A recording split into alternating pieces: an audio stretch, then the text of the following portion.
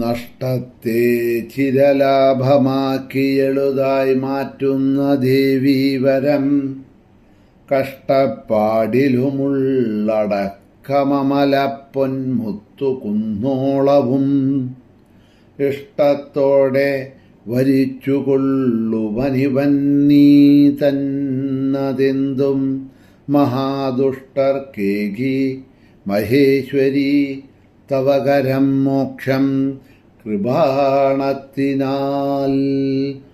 ദേവീ ശരണം അമ്മേ. സുപ്രഭാതം, ശുഭദിനം. എല്ലാ ധന്യാത്മാക്കൾക്കും പുലർകാല വന്ദനം. ശ്രീമദ് ദേവി ഭാഗവത നിത്യപാരായണ പരമ്പരയുടെ ഇന്നത്തെ ഈ സത്സംഗത്തിലേക്ക് എല്ലാ സജ്ജനങ്ങൾക്കും സുസ്വാഗതം.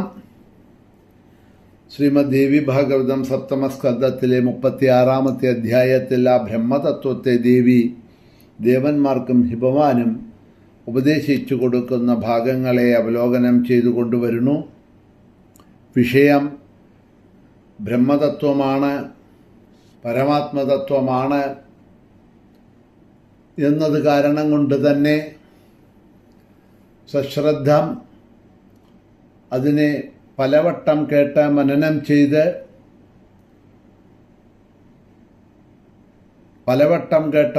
ചെയ്ത് വരുമ്പോൾ മാത്രമാണ് എന്തെങ്കിലുമൊക്കെ ഇതിൻ്റെ കുറേ ഭാഗങ്ങൾ നമ്മുടെ മനസ്സിൽ ഉറയ്ക്കാൻ വഴിയുള്ളൂ.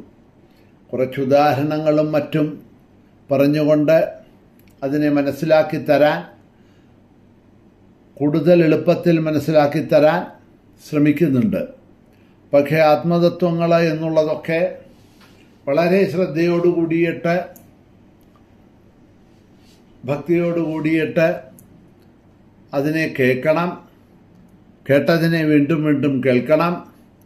ആ കേട്ടതിനെ വീണ്ടും വീണ്ടും മനനം ചെയ്യണം. അങ്ങനെ പലവരു കേട്ടും മനനം ചെയ്തും ആവർത്തിക്കുന്ന സമയത്താണ് അതെല്ലാം ഉള്ളിൽ അല്പസ്വല്പം കിടക്കുന്നത് എന്ന് പറയുകയാണ്. ഇപ്രകാരം ഉള്ള അനുഭവം ആർക്കാണോ ഉണ്ടാവുന്നത് അവൻ കൃതാർത്ഥനായിത്തീരുന്നു. ആ ബ്രഹ്മഭാവം പ്രാപിച്ചതായിട്ടുള്ള ആ ഭക്തന് ശോകം ഉണ്ടാവുന്നില്ല. അവന് ഈ സംസാരത്തിൽ നിന്നും ഒന്നും നേടേണ്ടതായിട്ടില്ല. അവന് യാതൊരു കാമനകളും ആഗ്രഹങ്ങളും ഉണ്ടാവുന്നില്ല. കാമനകളാണല്ലോ ആ ഷഡ്വികാരങ്ങളിൽ മുമ്പ് കാമം, അതിൽ നിന്നാണ് ബാക്കിയെല്ലാം വരുന്നത്. ആ കാമനകൾ ഉണ്ടാകുമ്പോഴാണ് ക്രോധം, മോഹം, ലോഭം, മതം, മാത്സര്യം, ഈർഷ, അസൂയ, ദമ്പം, ദർപ്പം, അഹങ്കാരം, അഭിമാനം മുതലായിട്ടുള്ളവയൊക്കെ ഇതിൽ നിന്നും ഉത്ഭവിക്കുന്നതാണ്. ഉത്ഭവസ്ഥാനം ഈ കാമമാണ് എന്നർത്ഥം. അതാണ് മുമ്പ് നമ്മുടെ ഉള്ളിൽ വരുന്നത്. ആ കാമം ജനിക്കുമ്പോൾ, ഒരാഗ്രഹം ജനിക്കുമ്പോൾ ആഗ്രഹത്തിനായിട്ട് എന്തു ചെയ്യണം എന്ന് ചിന്തിക്കാൻ തുടങ്ങി. അതിനുവേണ്ടി പ്രവർത്തിക്കണോ? അതിനെ കിട്ടുന്ന സമയത്ത് സന്തോഷം, കിട്ടിയില്ലെങ്കിൽ ദുഃഖം, കിട്ടാതെ വരുന്ന സമയത്ത് എന്തുകൊണ്ട് കിട്ടിയില്ല എന്ന് ചിന്തിക്കും. അത് ആരെങ്കിലും അതിന് നിരോധം തടസ്സമായി വന്നു, അത് കാരണം കൊണ്ട് കിട്ടിയില്ല എന്നാണെങ്കിൽ അവരോട് ശത്രുഭാവം, അത് നമുക്ക് കിട്ടി, അതിന് സഹായം ചെയ്തു എന്നുണ്ടെങ്കിൽ അവരോട് മിത്രഭാവം. ശത്രുഭാവം വരുന്ന സമയത്ത് നാം അറിയാതെ ക്രോധഭാവം വരണു. ക്രോധം വരുന്ന സമയത്ത് നമ്മളുടെ ബുദ്ധിശക്തിയൊന്നും വേണ്ട പ്രകാരം പ്രവർത്തിക്കുന്നില്ല. സ്മരണ നശിക്കണോ, ബുദ്ധി നശിക്കണോ? ആ ബുദ്ധി നശിച്ച സമയത്ത് നമ്മൾ വീണ്ടും വരായ്മകളെ ആലോചിക്കാതെ കണ്ട് പലതും പ്രവർത്തിക്കുന്നു. അതുതന്നെ നമുക്ക് പലവിധത്തിലുള്ള ദുഃഖങ്ങൾക്ക് കാരണമായിട്ട് തീരുന്നു. ജായധോ വിഷയാൻ പുംസ സംഗത്തേഷു ഉപജായതേ സംഗാൽ സംജായതേ കാമ കാമാൽ ക്രോധോപജായതേ ക്രോധാൽ ഭവതി സമ്മോഹ സമ്മോഹാൽ സ്മൃതിവിഭ്രമ സ്മൃതിഭ്രംശാൽ ബുദ്ധിനാശഃ ബുദ്ധിനാശാൽ പ്രണശ്യതി.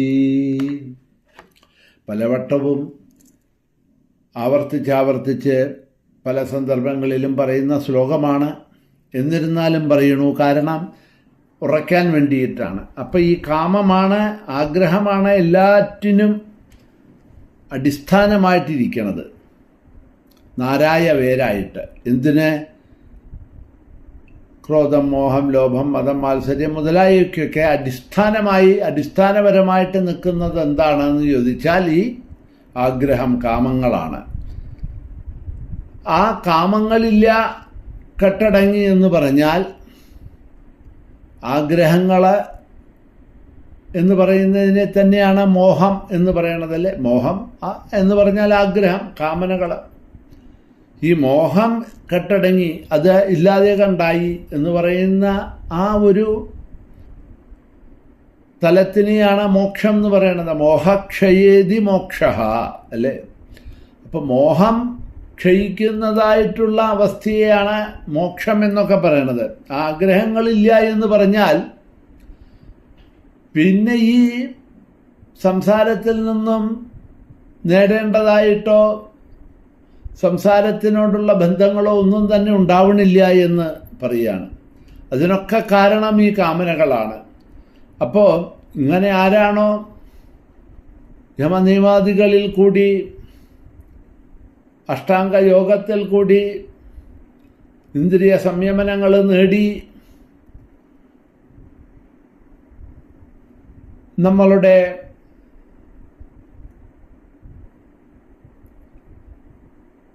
ആ ആത്മതത്വത്തിലേക്ക്